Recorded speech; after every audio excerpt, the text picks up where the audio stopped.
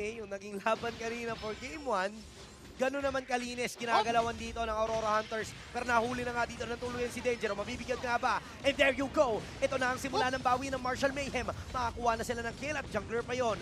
Sobrang importante ito para sa kanila. Pero dito si Zen, nakapwesto sa may bandang likuran. Naghanap ng magandang timing. Blood nakapwesto din. Revitalize ginamit na ni Clarence. Magiging enough pa to para tulungan ang kanyang mga teammates. Pero hindi! Flacco will go down. Clarence is low as well. Escapo nakapwesto. Simple naman, nandito na rin. Nakatalon naman si JC. Nakakuha pa sila ng kill.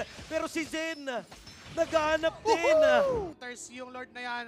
Pero si Vlad ay tuloy pa rin. Na-force niya yung Spirit Misery! Napakaganda na ginawa dito ni Zen. Dalawang kanya nahuli at isang napatumba. And this is very important knowing na may Lord na kasama ang Aurora Hunters sa may bandang ibaba.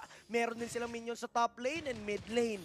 And ganda nung ginagawa dito ng Aurora Hunters, Joshi Fix. So, yung... Teka lang, pumasok na naman Pinaugisan. Okay na ang target ay si R-Shark!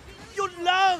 Napasobra ata dito si Danger at nagawa ng paraan ng Martial Mayhem to para makakuha ng kill. May kanti na sila kaso nga lang nakulong. Itong si Clarence. Tatlo ang dedepensa habang apat naman na magpupush kaso nga lang yung Lord. Halos puno pa ang buhay. Aurora Hunters dito. Naghahanap na sila ng butas upang tapusin na yung laban. And that's gonna be it! Aurora!